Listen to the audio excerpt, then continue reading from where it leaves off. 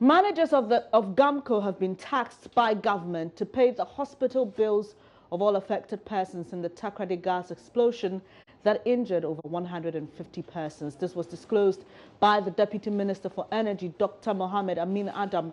According to him, this move will serve as a deterrent to others. In his view, many of such accidents have happened in the country, with many lives lost without any meaningful punishment. Dismissing suggestions that government must at times like this assist with medical bills, Dr. Amin said, the notion has made companies irresponsible in handling safety issues. He disclosed this when he toured the gas explosion site in Takoradi. Let's get onto the phone lines and speak to Francis Waja, who is our Western regional correspondent following this particular story. Hello, Francis. Yeah, hi, Benny. Hi, good afternoon. Good afternoon. What more can you tell us about the minister's tour? Well, even before the Deputy Energy Minister, Mohammed Amin Adam, made that call, the Western Regional Minister, in the person of Dr. Takoradi, has also made a very similar call after he toured all three medical facilities that were attending to those who are affected by the gas explosion. He was also very emphatic that, yes, government will ensure that in the interim, whatever support that needs to be given to these individuals are given to them, but then the ultimate responsibility of the bills of these over 160 individuals will have to be catered for by GUMCO.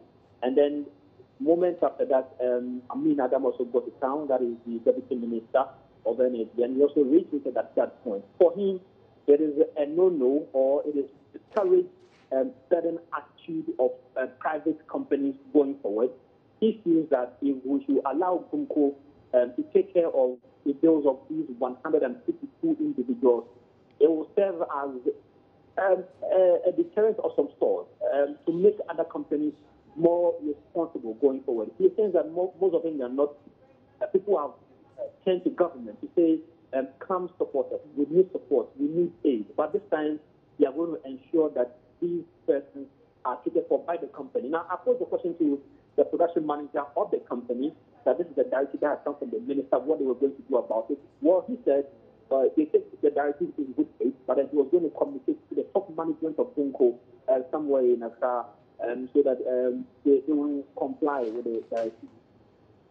All right, Francis, what else can you tell us about the injured persons? Well, please, so now we can confirm that 160 persons, after the figures that we have from the medical directors, were affected, 84 at the Kwanta, 40 at Takoradi Hospital, and then at Japoha they recorded 28. As of now, if I put all these three institutions together, several persons have been discharged, and then we are left with 49. Now, out of the 49 on the various admissions at these hospitals, 4 needed to be transferred yesterday urgently to Cape Coast because their condition was worsening. Unfortunately, the message we had from Cape Coast was that the place is full up, and so they could no longer take referrals that were coming through from Takoradi and had to be transported rather to Accra. So 4 persons were moved yesterday from the Takoradi Hospital to Cape Coast. And so what it will mean is that now we still have 45 people on admission, including the regional commander of the Motor Traffic and Transport Department of the Ghana Police Service, who was also affected badly. But there is time again to add that the biggest hospital facility in the Western region, which is our biggest referral hospital, the Kwanta Regional Hospital, does not have a Benz unit. It does not have one. And so those who have suffered, who have come, will have to be treated the normal way as they would be any other injury. And there is a reason why most of the referral cases are being taken to Cape Coast.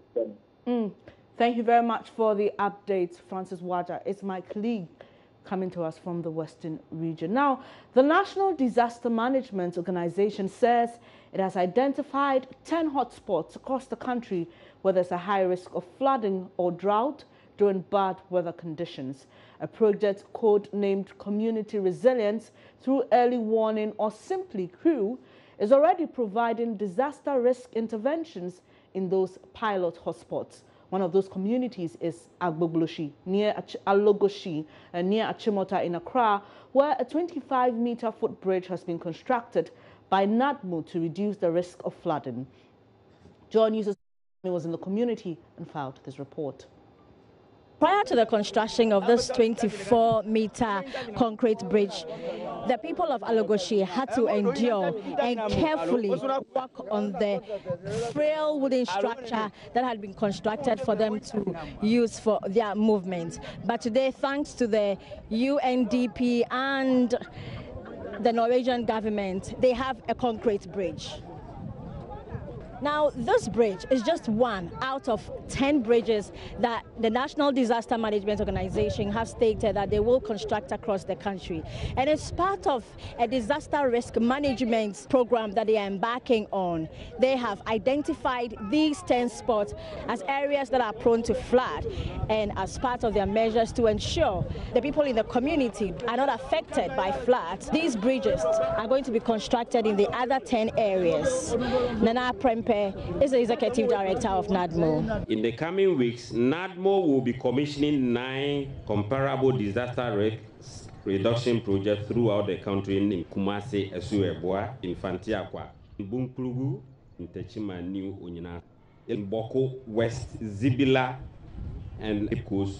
So the people of Alogoshi and some other areas in other parts of the country are going to be beneficiaries of this bridge. School children particularly are going to benefit from this, and I have one of them with me here. What's your name? My name is Manuela. Manuela, prior to this, how were you crossing this river? At first, when we are crossing the river, we feel so scary, and then we are afraid to cross the river, but now we are feeling comfortable. Now, hello, sir. How are you? I'm fine. I'm sure you're excited about the construction of this bridge. Yes, madam. Prior to this, how were you crossing yourself? Because I'm told some were walking through the river. Yes, I walked through the river, and I remember one day when it rained, and I was going to work. When I reached here, I was late actually, so a certain man heard me. He carried me, yes, on his back. So I'm sure this is welcoming news for you. Yeah, that's very good. We are all too excited. And that's what the National Disaster Management Organization seeks to do in other parts of the country that have been identified as areas that are prone to flood. From Alogoshi in the Okaikwe South District of the Greater Accra region, my name is Hannah Odami, working on this new constructed bridge for Joy News. And here in the studios, my name is Benis Abubedo. On to other stories. The National Council of the New Patriotic Party, which is the party's second highest decision-making body, reprimanded and bonded to be of good behavior Gender Minister Madam Otiko Jaba and Northern Regional Chairman of the party, Mr. Bugri, after Madam Otiko Jaba accused him of allegedly disrupting a meeting she had called for some women in the Northern region.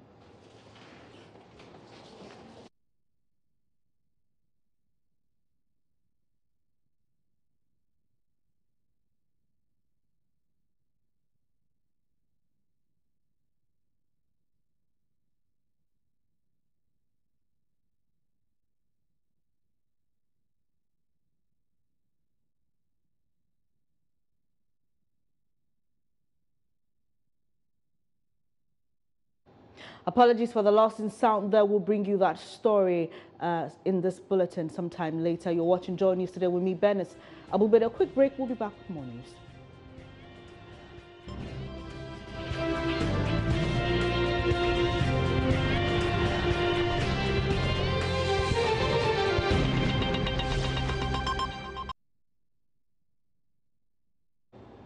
Thank you for staying here on Joy News today. Now, the National Council of the New Patriotic Party, which is the party's second highest decision-making body, reprimanded and bonded to be of good behavior Madam Otiko Jaba and Mr. Bugri Nabu. Last week, the Gender Minister, Madam Otiko Jaba, traded words with the Northern Regional Chairman of the party, Mr. Bugri Nabu, after allegedly disrupting a meeting held by the latter with some women in Tamale. But at a National Council meeting held last night, the party expressed strong reservations about the incident, demanding written apologies from the two. The two have since rendered their apologies as directed. Gender Minister Otiko Efisa-Jaba and MPP's Northern Regional Chairman Bugri Nabu, who engaged in a public feud last week, have been reprimanded by the party's second highest decision-making body, the National Council, and bonded to be of good behavior. Madam Otiko Jaba, who is also the MPP's women's organizer, had some strong words for Mr. Bugri Nabu when he allegedly stormed a meeting of women's group she organized in the Northern Regional capital, Tamale.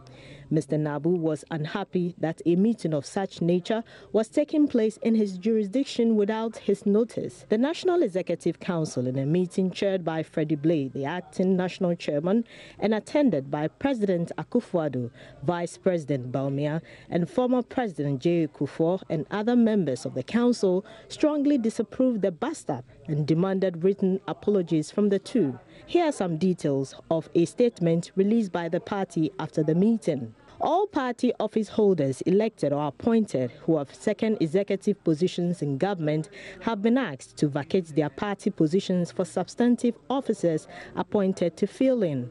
The council expressed strong disapproval and regret against the actions and utterances of the Minister for Gender, Children and Social Protection and the Northern Regional Chairman.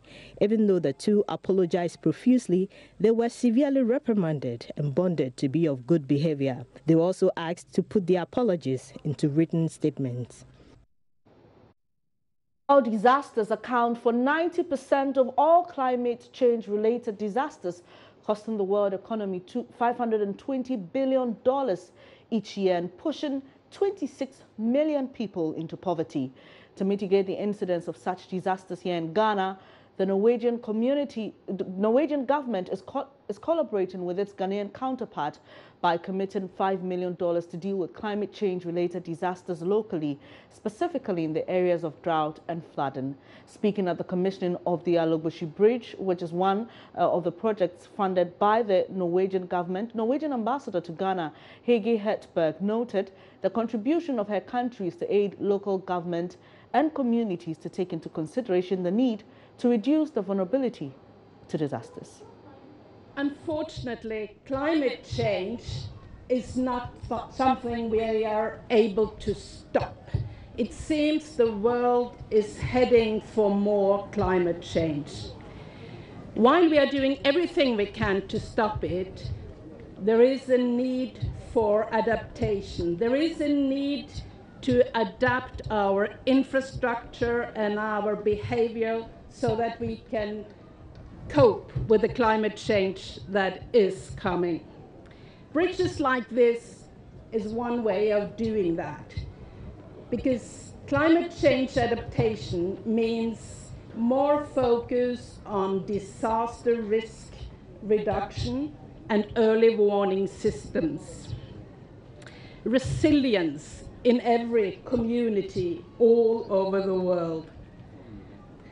This is what the world is working for through the newly agreed Sustainable Development Goals. And our support to NADMO and UNDP fits very nicely into the cooperation we have on a high level, because your president, His Excellency Nana Akufo-Addo, and my Prime Minister, Erna Solberg, are the co-chairs of the World SDG Advocacy Group. So they are traveling the world to promote the Sustainable Development Goals.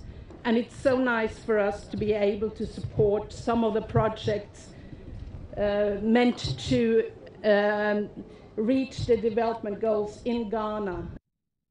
Still on managing disasters, the National Disaster Management Organization says government would soon be taking action on the armyworm invasion currently plaguing 3 regions in the country, namely Ashanti, Bono Ahafo and Eastern regions. There are fears the invasion, which has already destroyed large swaths of farmlands, could undermine food security with implications for government's Planting for Food and Jobs initiative. According to the national coordinator of NADMO, President Akufo-Addo has directed the Finance Ministry to immediately release funds for the purchase of equipment and chemicals to fight the armyworm invasion. NADMO boss Eric Nanajaman Prempe tells Show News the purchase of equipment and chemicals is an interim measure as government works towards a lasting solution to the problem. In Ashanti region alone, an estimated 6,400 hectares of cocoa plantation belonging to about 4,000 farmers in Secretariat Central, Ejusujabin, and Mampo municipality have been seriously affected by the outbreak. The infestation have also been identified in 15 other districts and municipalities in the regions, affecting food crops. In Bronx-Ahafo region and Eastern region, an estimated 5,000 and 3,500 hectares of farmland are affected respectively. We are expecting two teams of technical committee members to pay a working visit to the affected communities later this week for their technical assessment of the situation and make appropriate recommendations. Government on its part is making arrangements to buy the needed agrochemicals to spray the affected farms free of charge for the farmers in an environmental friendly manner. The President, His Excellency Nana Addo Dankwa Akufo-Addo himself, has taken keen interest and he has directed the ministry to set up a task force of which NADMO is part of it to deal with the situation.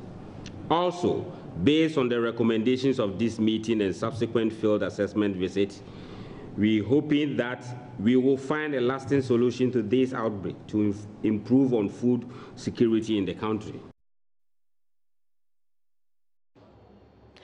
You're watching Joy News today with me, Bernice Abubaid. We'll take a quick break. We'll bring you more stories after this.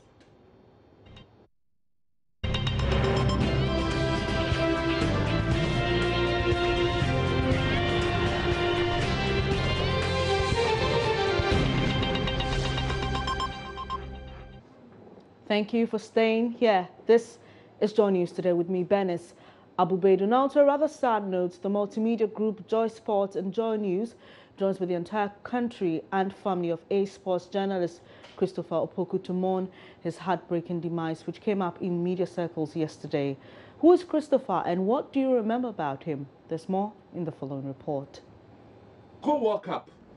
Niama nkoyi akwame me dem nim se meni obi ye adwuma na se medwuma so ani a metumi atoa so medwuma enso ani a o se yi madi.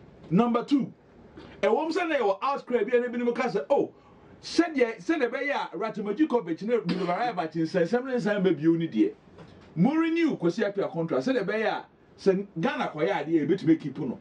Sports journalist Christopher Opoku died Wednesday in the UK, where he was receiving treatment after more than 4 years' battle with cancer. His painful struggle with cancer of the rectum had barred the baritone broadcaster from active work engagements. My whole world was shattered, he told Gold.com after he was diagnosed with the disease and went through surgery at the Komfo-Anokye Teaching Hospital on September 24, 2012. Years later, his occasional posts on social media were the few public signals that a healing regime was going well.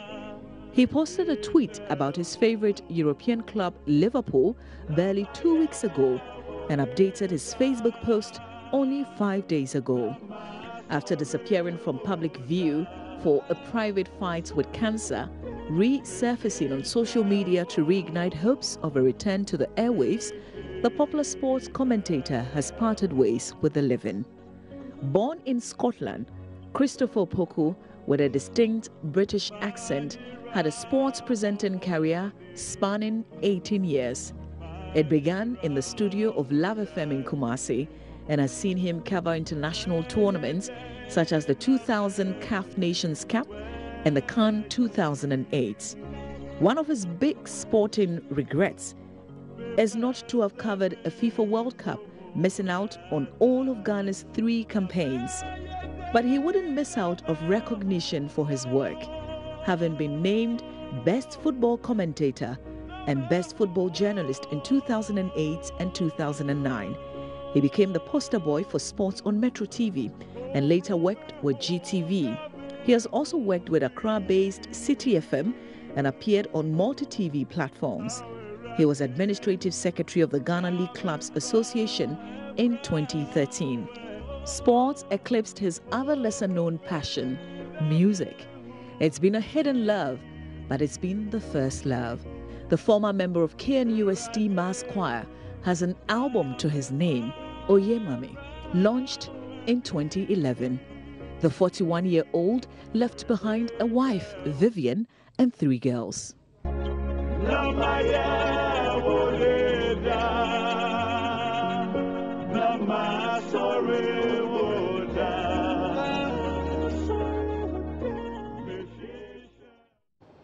We say may her soul rest in perfect peace. Now, still on some sad news. Family of Patrick Adenyo, popularly known as Shege, who was shot by a police officer during late-night patrol duties in Tema Newtown on Monday night, are demanding justice. The family believes a thorough investigation will reveal the rationale behind Patrick's killing. His death has created a bad blood between residents of Tema Newtown and the police, with occasional threats from the youth of Tema Newtown to retaliate.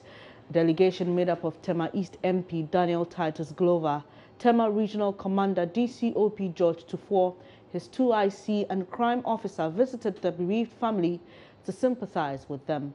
Our correspondent Kwame Yanka was there and he brought us this report.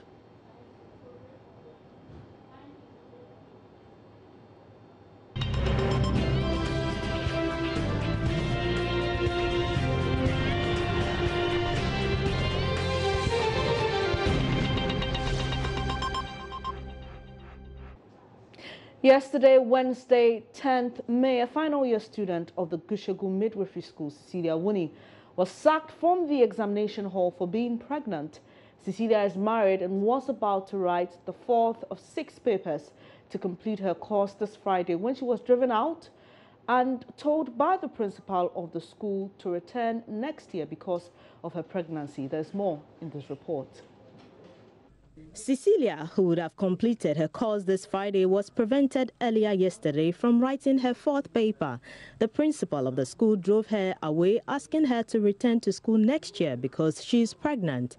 Cecilia's husband, who spoke to Joy News this morning, said his wife has since been traumatized by the directive of the headmistress. Yeah, yesterday we actually asked her to go. She went and then they drove her away. I told her to go back and sit and request for the paper. She went the second time, they still drove her away. So I said, fine, she should go back home. The school is not accommodating 3rd years. They are renting. Okay. Right now, she's within the environment of Gushegu, but she's not in the school as of now. I'm currently in discussions with my lawyer, and he has indicated that we need to take this matter up. So we are going to take it up.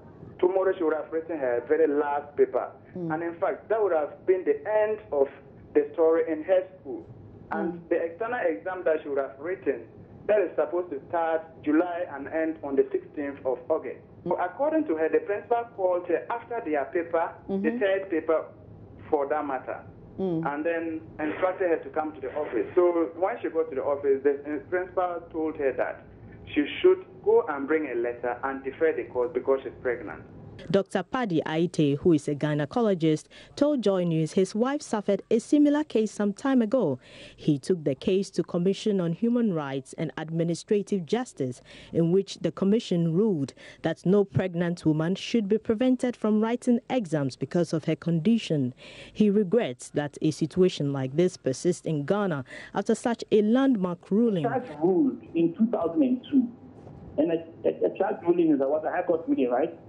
Ruled in 2002 that it is wrong, it's against our constitution, that the pregnant woman in the midwifery training school should not be sent home, and instructed the Ministry of Health to remove that regulation from all midwifery training schools. There is no sensible reason for that policy. It makes no sense to anybody.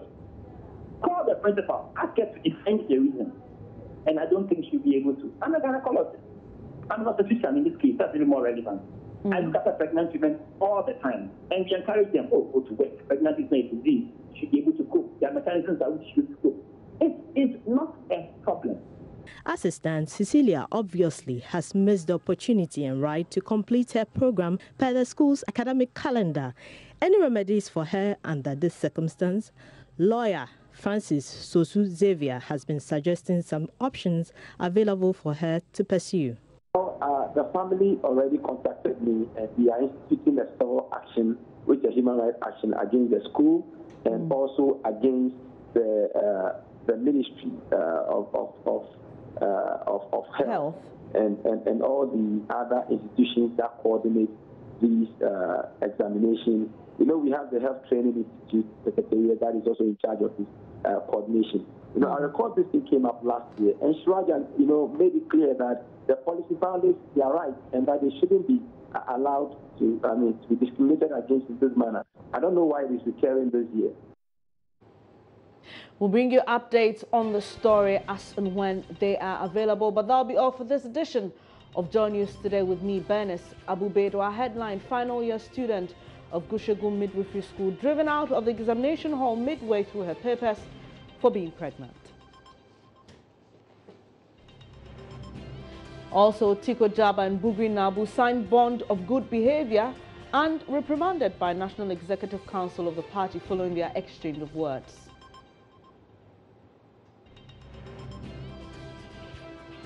Also, ace journalist Christopher Opoku is no more. A sad development in the entire sports fraternity. We brought you a profile and a tribute to him. Log on to myjoyonline.com for more news. You can also follow us on social media on Facebook and Twitter. We are Joy News on TV. My name is Bernice Abubedo. Do enjoy the rest of your day.